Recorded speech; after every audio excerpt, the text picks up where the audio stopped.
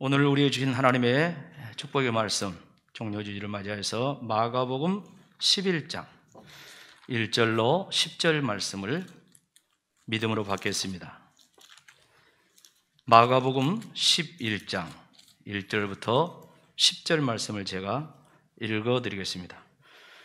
그들이 예루살렘에 가까이 와서 감람산 벳바게와 베다니에 이르렀을 때 예수께서 제자 중 둘을 보내시며 이르시되 너희는 맞은편 마을로 가라. 그리로 들어가면 곧 아직 아무도 타보지 않은 나귀 새끼가 메어 있는 것을 보리니 풀어 끌고 오라. 만일 누가 너희에게 왜 이렇게 하느냐 묻거든 주가 쓰시겠다 하라. 그러면 즉시 이리로 보내리라 하시니 제자들이 가서 본즉 나귀 새끼가 문 앞 거리에서 메어 있는지라. 그것을 보니 거기 서 있는 사람 중 어떤 이들이 이르되 나귀 새끼를 풀어 무엇하려느냐 하며 제자들이 예수께서 이르신 대로 말한데 이에 허락하는지라. 나귀 새끼를 예수께로 끌고 와서 자기들의 겉옷을 그 위에 얹어 놓으매 예수께서 타시니 많은 사람들은 자기들의 겉옷을 또 다른 이들은 들에서 벤 나뭇가지를 길에 펴며 앞에서 가고 뒤에서 따르는 자들의 소리 지르되 호산나 찬송하리로다. 주의 이름으로 오시는 이여 찬송하리로다. 오는 우리 조상 다윗의 나라여 가장 높은 곳에서 호산나 하더라. 아멘. 오늘 종료절 2부 예배에 참여하신 여러분들에게 정말 쓰임받는 축복이 있기를 바랍니다. 우리 인생이 쓰임받는다는 것이 얼마나 큰 은혜인지 알 수가 없습니다. 우리는 지금 사순절 이제 마지막 주간을 이렇게 살면서 기독교의 가장 핵심적인 한 주를 이렇게 시작을 합니다. 오늘은 종료주일이고 또 고난주간이 이제 한 주간 이렇게 시작이 됩니다. 그리고 목요일 날은 예수님께서 성만찬을 드시면서 최후의 만찬을 드시면서 이제 성목요일이라고 그렇게 부르기도 합니다.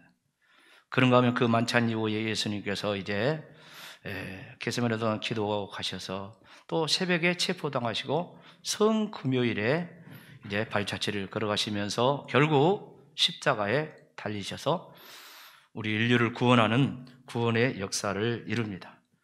그러니까 예수님께서 이번 한 주간을 통하여서 이 땅에 오신 목적을, 예수님이 이 세상에 오신 목적을 성취하는 가장 중요한 한 주간을 우리가 살게 되었습니다.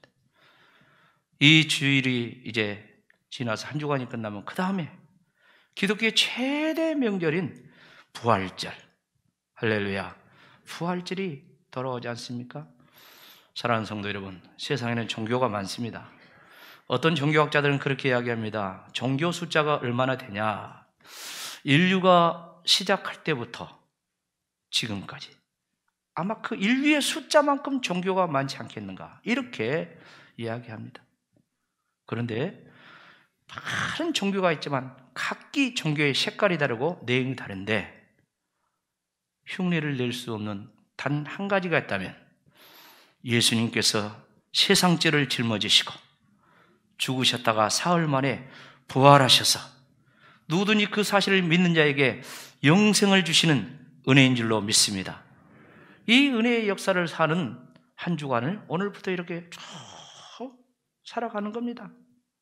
얼마나 감격스러운 그런 한 주간인지 우리 모두 이 절기에 담겨져 있는 그런 의미를 되새기면서 의미 있는 그런 한 주간을 사시기를 바랍니다. 오늘 본문의 말씀은 사복음서에 다 나온 이야기입니다. 사복음서에 마태, 마가, 누가, 요한복음서에 이렇게 나왔다는 말씀은 그만큼 중요한 사건이라는 그런 말씀이기도 하겠죠. 무슨 말입니까?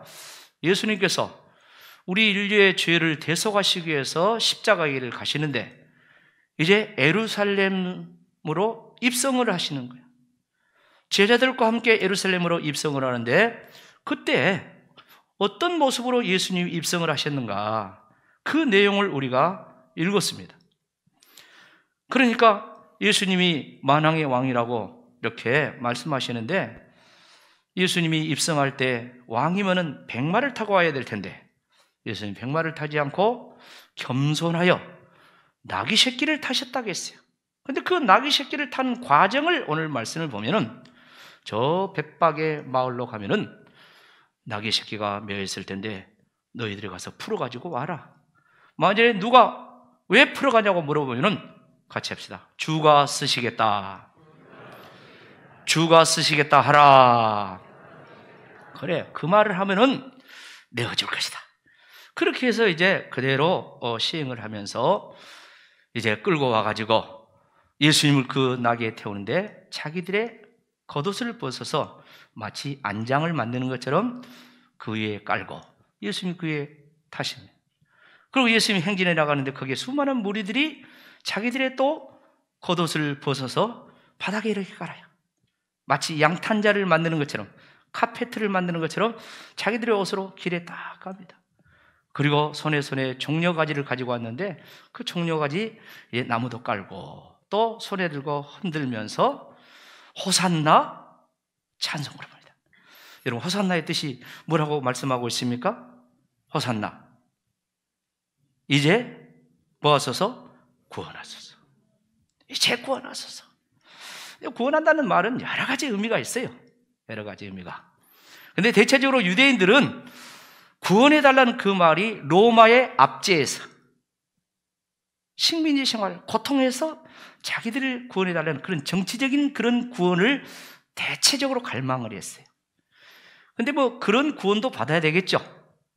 과거에 우리 역사를 보면 아무런 그런 식민지 역사라든가 독재 역사라든가 그런 게 있었잖아요. 그런 데서 벗어나기를 원하는 열망이 있어야 되겠죠.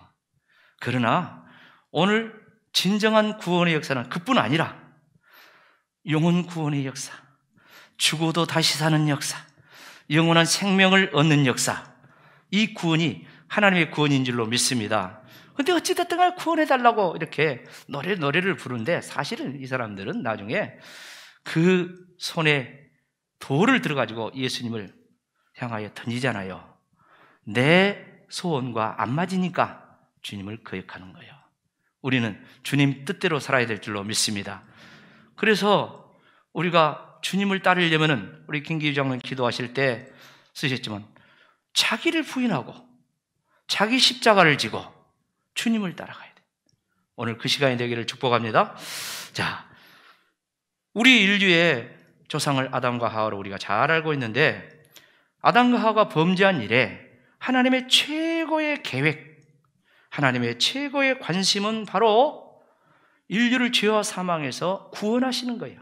구원하시는 거예요. 그래서 하나님께서 인류를 구원하신 것이 가장 중요한 하나님의 계획, 하나님의 프로젝트인데 그 구원 역사를 하나님께서 역사 속에 계속 진행해 오시는 거예요. 그리고 그 구원 역사를 이루는데 하나님께서 사람들을 불러서 쓰시는데 선지자라든가 또 예수님 당시에는 또 제자들이라든가 이런 하나님의 말씀을 받아들이고 하나님의 말씀을 이렇게 증거하는 그런 사람들을 통하여서 역사에 하나님의 뜻을 펼치는 그런 내용들이 이제 이스라엘 민족 역사를 보면 성경에 쭉 이렇게 기록되어 있습니다. 하나님께서는 인류 구원의 역사를 위해서 주가 쓰시겠다 그랬어요. 자, 하나님이 이 명령을 어떻게 이루어 가셨는가 그 내용을 간략하게 잠시 정리하면서 말씀을 듣도록 하겠습니다. 첫째로 하나님께서 이 주가 쓰시겠다, 다시 말해서 인류 구원 역사를 이루는데 말씀하시고 하나님 자신이 이 구원의 역사를 위해서 실천을 했다는 것입니다. 그게 첫 번째, 구원 역사를 위해서 하나님이 먼저 실천을 했어요. 자, 그러면은 하나님께서 주가 쓰시겠다는 이 역사를 이룰 때 하나님이 어떻게 실천을 하셨습니까? 성경 요한복음 3장 16절에 보니까 이렇게 실천했다고 말씀하고 있어요. 다 같이 읽어봅시다. 하나님이 세상을 이처럼 사랑하사 독생자를 주셨으니 이는 그를 믿는 자마다 멸망하지 않고 영생을 얻게 하려 하심이라. 아멘. 하나님께서는 인류 구원의 역사를 이루기 위해서 독생자 예수를, 하나밖에 없는 아들 예수님을 우리를 위해서 내어주셨다는 거예요. 마치 구약 성경에 보면 아브라함이 독자 이삭을 번제물로 하나님 앞에 이렇게 드리는 것처럼 그렇게 아들 예수님을 내어주시는 거예요. 십자가의 제물로 하나님 아버지께서 아들 예수님을 내어주시는 겁니다. 여러분, 아브라함이 독자 이삭을 모리아 제단에 번제물로 바칠 때 쉬웠겠습니까? 얼마나 고뇌가 심했겠습니까? 하나님도 마찬가지예요. 하나님도 당신의 구원의 역사를 이루시는데, 인류를 향한 구원의 역사를 이루는데 아들 예수님을 십자가의 제물로 내어주신다고 할 때 그 고통이 얼마나 컸겠냐요 말이에요. 그러나 결론은 하나님이 세상을 이처럼 사랑하사 독생자 예수님을 쓰신 줄로 믿습니다. 주 하나님께서 먼저 쓰신 구원의 역사를 위해서.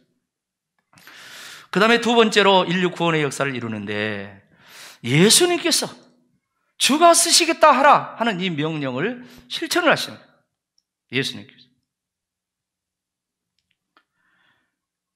예수님께서 하나님의 구원 역사를 위해서 당신의 몸을 내어놓죠. 인류 구원 역사를 위해서 예수님께서 자기 몸을 어떻게 내어놓습니까? 성경에 여러 가지 모양으로 기록을 하고 있어요. 근데 지금 이 시간 우리가 함께 볼 것은 빌립보서 2장 6절로 8절 말씀 보면 이렇게 이야기합니다. 그는 근본, 여기서 그는 예수님을 이야기해요. 예수님은 근본, 하나님의 뭐라고요? 본체시지만 하나님과 동등됨을 취할 것으로 여기지 아니하시고, 예수님이 하나님인 줄로 믿습니다. 예수님이 하나님의 본체인 줄로 믿습니다. 그러나 하나님의 인류 구원 계획을 이루는데 동등됨을 취할 것으로 여기지 않고 본체 그 자리에서 어떤 모습으로 이 세상에 옵니까? 7절 말씀 보면 이렇게 이야기하고 있습니다. 오히려 자기를 비워 무슨 형체? 종의 형체. 종의 형체를 가지자 사람들과 같이 되었다. 여러분, 일부 예배 때도 그런 이야기를 했어요. 여러분, 우리가 살아가다 보면은 이런저런 이야기 합니다. 할 때 화가 나면 이 개 같은 그러면 엄청나게 욕입니다. 가만히 있다가도 그런 욕을 하면은 성질을 내버립니다. 그래? 사실 사람이 개라고 할 때 얼마나 모욕적입니까? 근데요, 옛날에는 그런 것이 욕이 되었는데요, 요즘은 어쩐 줄 아십니까?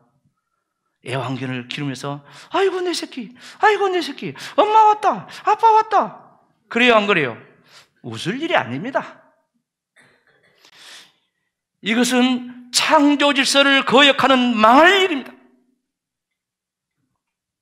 우리가 옛날에 욕하면서 개 무슨 어쩌고 저쩌고 하면은 막 그냥 화가 났는데, 지금은 그런 것이 별로 없고, 개를 키우면서 개를 내 새끼, 내 딸, 내 아들 막 그러면서 그런 세상이에요.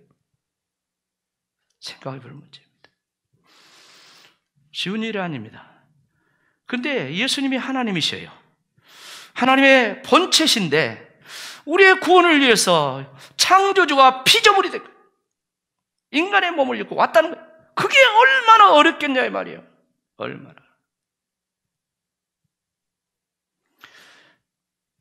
인간은 생각하는 동물이라고 합니다. 한번 생각해 보십시오. 말씀을 들으면서 생각해 보십시오. 하나님 본체신 예수님이 나를 구원하기 위해서 종의 형체, 이 종은 뭘 이야기인 줄 아십니까? 노예를 이야기하는 거예요. 로마 시대의 종들은 이건 짐승만도 못한 거예요. 그런 종이에요. 그런 모습으로 이 세상에 오셨다는 거예요. 나를 구원하시다. 그리고 그 구원의 역사를 이루시는데 8절 뭐라고 이야기합니까? 사람의 모양으로 나타나 자기를 낮추시고 어디까지? 죽기까지 복종하셔 십자가에 죽었다.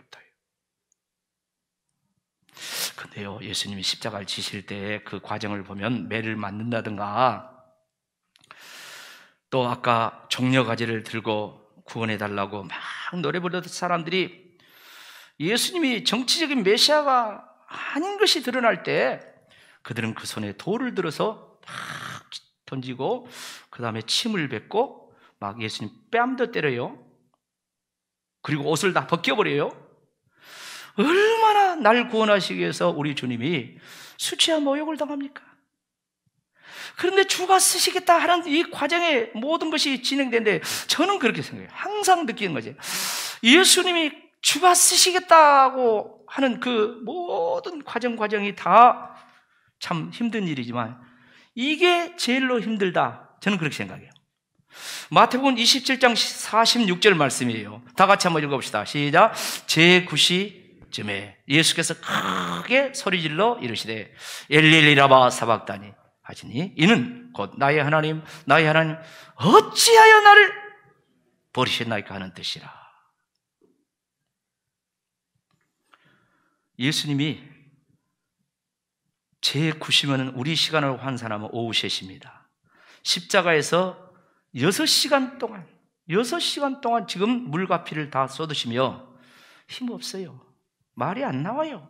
그런데 큰 소리로 하나님 앞에 울부짖습니다. 엘리 엘리 라마 사박다니 나의 하나님 어찌하여 나를 버리셨나이까.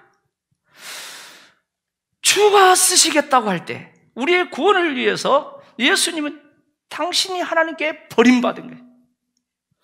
여러분, 버림받음에 대한 그런 어떤 상처라든가 아픔이 있습니까? 여기 계신 분들은 대부분 없을 거예요. 그런데 종종 보면은 그 버림받은 그런 아픔과 상처를 가진 사람의 이야기들이 나오잖아요. 특별히 뭐 입양아라든가 등등 이런 걸 보면은 참 기가 막히는 거예요. 얼마 전에 아주 가장 시청률이 높았다는 모 TV에 무슨 프로그램 뭐 있지 않아요? 주말 연속극? 거기 온 주인공이 자기 어머니에게 버림받아. 근데 알기 전에는 그 어머니가 너무너무 좋고 너무너무 존경하고 너무 사랑했는데 이 사람이 자기를 버린 사람이다. 알게 되니까 그 갈등하고 고뇌하는 이런 내용들, 이런 것들 우리가 국민 드라마로 이렇게 많이 본 것 같은데 이 버림받음이라는 것이 얼마나 아프냐. 근데 예수님은 저와 여러분을 구원하시기 위해서 하나님께 쓰임받는데 버림받았다는 사실을 기억하시기 바랍니다.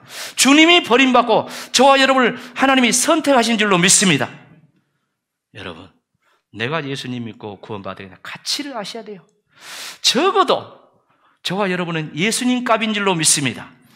옆 사람과 당신은 예수님 값입니다. 믿습니까? 저와 여러분의 구원을 위해서 하나님께서 예수님을 버리시고 우리를 선택했어요. 그 은혜를 깊이 깨달으시고 은혜가 백골난방이로소이다. 이런 고백들이 나오시기를 주의 이름으로 축복합니다.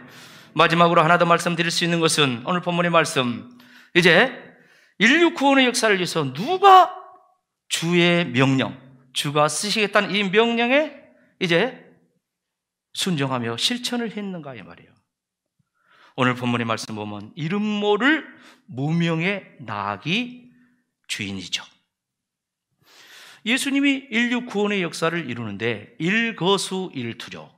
그러니까 임신해서 탄생할 때부터 마지막 십자가의 길을 가고 저 부활 승천할 때까지 모든 역사가 적어도 수십 년, 수백 년, 수천 년, 아니 아담과 하와가 인류 세상 범죄할 때부터 하나님의 구원 계획에 들어있는 줄로 믿습니다. 여러분, 우리 기독교와 타종교의 다른 점이 뭡니까? 타종교는 어떤 교주가 훌륭한 사람에 대해서 후세가 추앙한 것이 타종교예요. 그러나 기독교는 예수님은 오시기 전부터 수백 년, 수천 년, 아니 인류가 아담과 하와가 하나님 앞에 범죄할 때부터 예언된 분이, 구세주로 예언된 분이 예수님인 줄로 믿습니다. 그래서 다른 거예요. 그런데 예수님이 십자가의 길을 가는 것도 다 예언이 되어 있는데 오늘 이 종료주일날 이 사건도 이미 예언이 됐다는 거예요. 스가랴 9장 9절 말씀 보면 이렇게 예언되어 있습니다. 같이 읽어봅시다. 시작. 시온에 따라 크게 기뻐할지어다. 예루살렘에 따라 즐거이 부를지어다. 보라, 내 왕이 내게 임하시나니 그는 공의로우시며 구원을 베푸시며 겸손하여서 나귀를 타시나니 나귀의 작은 것 곧 나귀의 새끼니라. 예수님이 지금 나귀 타고 가는 이것도 이미 스가랴라는 선지자를 통하여서 벌써 예언되어 있다는 거예요. 그런데 이름 모를 나귀의 주인이 지금 주님의 이 역사에 쓰임받고 있다는 사실입니다. 사랑하는 성도 여러분, 그렇다면 하나님의 인류 구원의 역사는 지금도 계속되고 주님 오실 때까지 계속되어지는데, 다시 말해서 주가 쓰시겠다는 이 명령은 계속해서 이어지는데, 이제는 저와 여러분이 이 말씀을 실천할 때라는 말이에요. 할렐루야. 예수님 만왕의 왕이십니다. 만져주십니다. 우리는 왕의 통치를 받아야 돼요. 왕의 다스림을 받고 살아야 돼요. 그런데 왕의 통치가 아니라 그 왕을 나의 어떤 이용물로 삼는다는 것은 문제가 있죠. 내가 왕 대신 주님의 도구로 쓰임받는 자가 되어야 된다는 말 아니겠습니까? 예수님께서 제자들에게 말씀을 하면서 다시 뭐라고 하면 주가 쓰시겠다 하라, 이 표현을 했잖아요. 그런데 예수님 스스로 당신이 주라고 표현한 것은 여기에 딱 한 번 나와요. 성경에. 이 장면에 예수님이 당신을 주라고 표현한 건 여기 딱 한 번 나온단 말이에요. 이 주라는 말의 헬라어 원어는 퀴리오스라는 단어예요. 뜻이 뭐라고요? 주인, 지배자. 그러니까 예수님이 주인, 지배자라는 거예요. 근데 이 퀴리오스라는 이 단어 앞에가 정관사가 붙는데 헬라어로 호라는 정관사가 붙어요. 그러니까 무슨 말이에요? 정관사 영어로 하면 더 그런 말이에요. 그러니까 그 주인이란 말이에요. 그 주인. 나귀의 진정한 주인이 누구라는 거예요? 예수님의 주인이라는 그런 말씀이에요. 예수님이 주인인 내가 달라고 했다고 해라. 그러면 내줄 것이다. 이렇게 이야기했단 말이에요. 사람들이 볼 때는 낙이 부리고 있는 그 사람이 주인으로 알고 있어요. 그런데 예수님께서 입성하실 때 내가 주인이니까 주라기라. 그러면 두말 없이 줄 것이다 그랬어요. 그런데 정말 이 낙이 주인이 두말 없이 내어준 것이 얼마나 이 사람이 믿음이 있었는가, 이걸 알 수가 있어요. 그러니까 주인을 구별할 줄 알았어.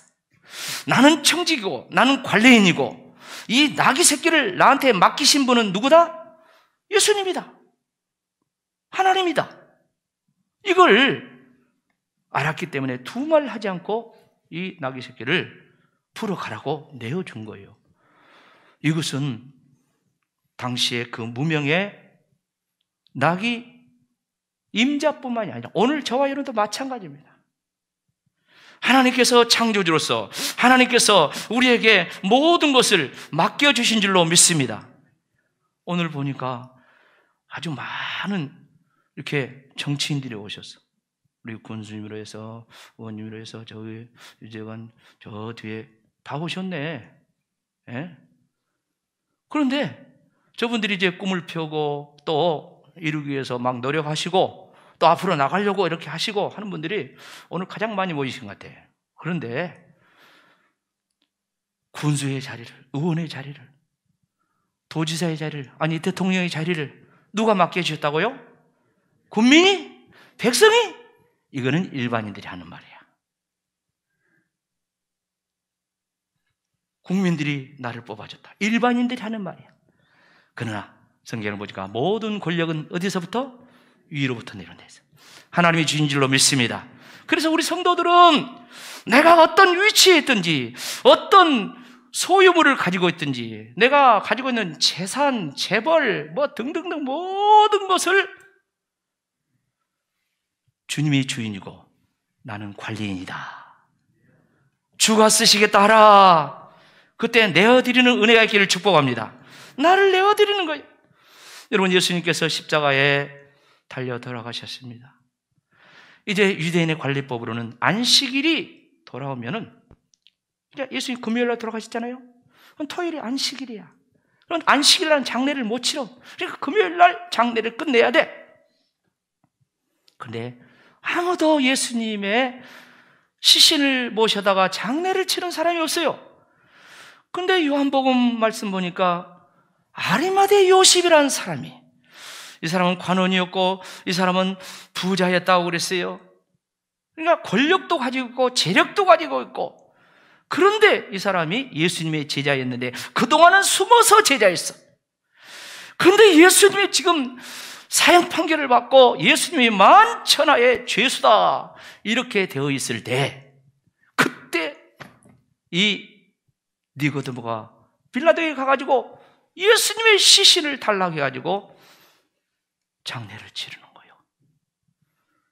여러분, 다시 말씀드려요. 기독교는 생각의 종교예요. 생각해 보십시오. 편안할 때, 그때 잘하는 것은 다 할 수 있어요.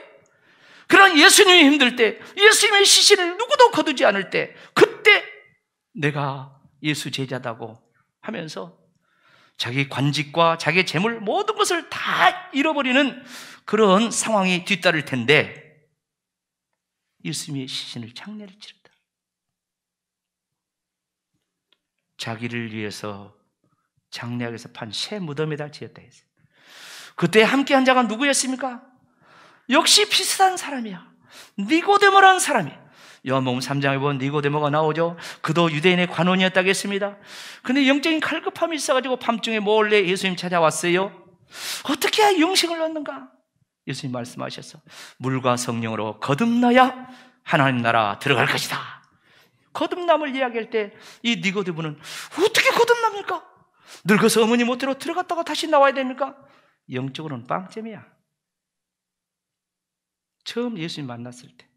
그런데 세월이 흐르면서 예수님 십자가에 돌아가셨을 때, 그때는요, 언제 믿음이 자랐는지, 믿음이 자라가지고 향유 100근을 가지고 와가지고 아리마대 요셉과 두 사람이서 예수님을 염을 해가지고 돌무덤에 장례를 치렀다 하는 사실. 하나님께 쓰임받은 거예요. 여러분, 하나님께 쓰임받는 성도들 되기를 축복합니다. 여러분, 인생에 있어서 어떤 사람이 행복합니까? 내가 지금 할 일이 있는 사람이 행복한 거예요. 여러분 다 할 일이 있으시죠? 그러면 여러분 행복자야. 그보다 더 행복한 사람이 어떤 사람입니까? 나를 위해서 일하는 자가 아니라 누구를 위해서, 옆 사람, 이웃을 위해서 일할 수 있는 사람이 더 행복한 자인 줄로 믿습니다. 근데 진짜 행복한 사람은 어떤 사람인 줄 아십니까? 진짜 행복자는 죽을 자를 살리는 사람, 남을 살리는 사람이 행복한 사람이에요. 요즘 뉴스 보면은 부쩍 전쟁에 대한 이야기도 많이 나오고 사고에 대한 이야기도 많이 나와요. 그저께 보니까 8일날 그 해경의 그 헬기가 추락했다는, 제주도 앞바다 추락했다는 그 이야기가 나오지 않습니까? 그 이야기를 가만히 들여다보면 어째요?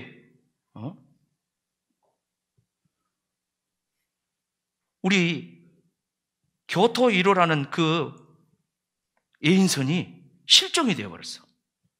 그래가지고 거기 실종을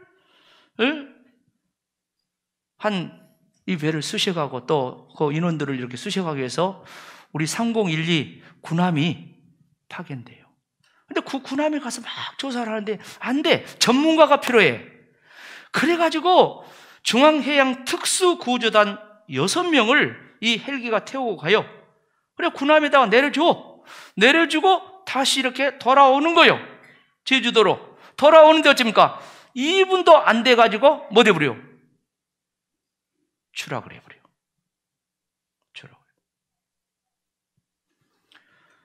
안타까우면서도 감동을 주는 그런 뉴스예요. 그들이 사람 구조하러 갔다가 오히려 죽어버렸어요. 여러분, 육신적으로 사람을 살리고 도와주는 것 대단히 감동을 주죠. 그런데요, 성경은, 예수님께서는 제자들은 영원한 구원의 역사, 영원한 하나님 나라에 동참하기 위해서 쓰임받는 것, 이것은 더 큰 감동이라는 거예요. 더 위대한 감동이라는 거예요. 여러분, 코로나가 깊어가면서 이제 종식을 향해서 일반 사회적 거리두기가 완전히 해제되는 그런 상황으로 지금 나가고 있지 않습니까? 그래도 다 힘들고 어려운 그런 상황입니다. 우리 교회도 마찬가지입니다. 교회 건축을 하는 과정 속에 코로나를 통과했어요. 사람도 안 모이죠. 예배를 드리지 말아야죠. 근데 그런 가운데 결론은 하나님의 구원의 역사에 쓰임 받았어요. 주가 쓰시기에 따라 하나님의 영혼 구원의 역사를 위해서 주님이 쓰시다 할 때 우리 성도들이 그걸 받아들이고 기도했습니다. 또 십시일반 물질도 드렸습니다. 그런가 하면 여러 가지 모양으로 자기 몸도 드리고 시간도 드리고 그렇게 헌신들 하셨습니다. 그리고 이렇게 우리가 신앙생활을 벌써 1년 남짓 새성전에서 하고 있지 않습니까? 그렇다면 지금부터 하나님의 주가 쓰셨다는 이 구원의 역사는 계속되는데 지금부터 우리 하나님께서 우리에게, 우리 공동체에 요구하는 것이 무엇일까요? 어떤 면일까요? 하나님은 그럴 거예요. 여전히 하나님의 초점은 구원에 있는 줄로 믿습니다. 강권하여 데려다가 내 집을 채워라. 예수님 말씀이죠. 강권하여 데려다가 내 집을 채워라. 그런가 하면 또 다른 모양으로 우리가 각자 하나님 앞에 헌신하기를 하나님이 요구하실 것입니다. 한마디로 말씀드려서 이전에 했던 것보다 더 폭넓은 전도, 폭넓은 선교, 폭넓은 섬김을 주님께서 우리에게 요구하신다는 거예요. 주가 쓰시겠다 하라. 사랑하는 성도 여러분, 우리 교회는 감사하게도 코로나19 가운데서 성전 건축을 마치고 그동안 크고 작은 일들에 하나님께 쓰임 받았어요. 코로나 사태의 특징이 뭡니까? 사회적으로 여러 가지 모습이 나타나면 교회도 이제 예배를 축소시켜라, 드리지 말아라. 그런가 하면 연합 집회나 이런 것들은 더더욱 통제를 하고 어려워요. 하지만은 새성전 건축과 이곳에서 우리 시찰회, 연합사역, 부흥회 등등 꾸준하게 해왔습니다. 그리고 기독교 연합회 사역들, 부흥회들 꾸준하게 해왔습니다. 그런가 하면 순천로에 이제 장로님들 수련회가 있는데 교회들을 빌려주지를 않아. 광야의 교회를 다 쓰기로 했는데 코로나 생겼다고 안 된다는 거야. 발 동동 구르고 있을 때 회장님이 우리 교회를 알고 어떻게 목사님 안 되겠습니까? 주가 쓰셨다면 써야죠. 우리 장로님들하고 의논하고 그렇게 하십시오. 근데 간날 장날이라고 그때 코로나가 굴에 7명인가 8명인가 생겨버려서 그전에는 한두 명이었는데 근데 아무 일 없이 지나갔습니다. 지난 주일에는 목사님들 세미나가 우리 교회에서 있었습니다. 그런가 하면은 이번 다음 주는 부활절 연합예배를 드는데 역시 우리 교회에서 구례군 연합회에 연합예배를 드리게 됐어요. 그런가 하면 우리 교회 역사에 중요한 자리매김을 할 수 있는 한 가지 사건이 기다리고 있는데 그것은 4월 19일 날 순천로의 104-2차 정기노회가 우리 교회에서 예정되어 있다는 사실입니다. 여러분, 제가 왜 마스크를 쓰고 설교를 합니까? 지난 주일까지는 마스크 안 썼죠? 근데 제가 지금 집에도 안 가고 교회에서 혼자 사무실에서 이틀째, 사흘째 지금 생활하고 있습니다. 사람을 최소한 안 만나려고 하고. 왜 많은 분들이 이렇게 오다 보면은 또 문제가 생길 수가 있으니까 미리서 그렇게 이제 저 나름대로 제가 할 일은 최선을 다해서 한다고 그렇게 지금 하고 있어요. 주가 쓰시겠다 하라. 주님의 그 요구 앞에 저와 여러분이 오늘 무명의 나귀 주인처럼 쓰임받기를 축복합니다. 성경의 수많은 사람들이 하나님의 구원의 역사, 하나님 나라 확장의 역사, 그 역사에 이런저런 모형으로 얼마나 쓰임받았습니까? 여러분, 예수님께서 십자가 고난길을 갈 때 이후에 보면 6월절 엿새 전에 이제 한 사건이 일어납니다. 우리가 너무 잘 아는 이야기죠. 마리아라는 여인이 향유 300데나리온을 갖다가 예수님께 부었다고 했어요. 그로 인해서 말도 많았어요. 탈도 많았어요. 그때 예수님께서 하신 말씀이 뭡니까? 마태복음 26장 12절로 13절을 보면 예수님께서 이렇게 이야기합니다. 이 여자가 내 몸에 이 향유를 부은 것은 내 무엇을 위해서? 장례를 위하여서 함이니라. 그 다음 다 같이 14절 시작. 내가 진실로 너에게 이르노니 온 천하에 어디서든지 이 복음이 전파되는 곳에서는 이 여자가 행한 일도 말하여 그를 기억하리라 하시니라. 예수님이 직접 하신 말씀이에요. 복음이 전파되는 곳에 이 여자의 이 행한 일, 주님의 장례를 쓰임받는 이 일을 전해서 기억하라. 여러분, 인생은 짧습니다. 저도 얼추 벌써 60대 중반이에요. 진짜 그전에도 뭐 주의 뜻대로 한다니 이제는 완전히 어떻게 목회를 잘 마무리해야 될 것인가, 주님 앞에 설 준비를 어떻게 해야 될 것인가, 그런 생각이 늘 있어요. 인생 짧습니다. 우리가 짧은 인생을 살면서 주가 쓰시겠다고 할 때 시간이 됐든 물질이 됐든 재능이 됐든 할렐루야, 아름답게 쓰임받기를 축원합니다. 예수님이 기억하신대요. 사람은 몰라줄 수 있어요. 그러나 주께서 기억하시면 족하리라 찬송했지 않습니까? 우리 모두가 말씀을 마무리하면서 주님께 기억함이 되는 인생 되기를, 주가 쓰시겠다고 할 때 거기에 쓰임받는 인생들, 가정들, 우리 교회 되기를 주의 이름으로 축원합니다. 아멘.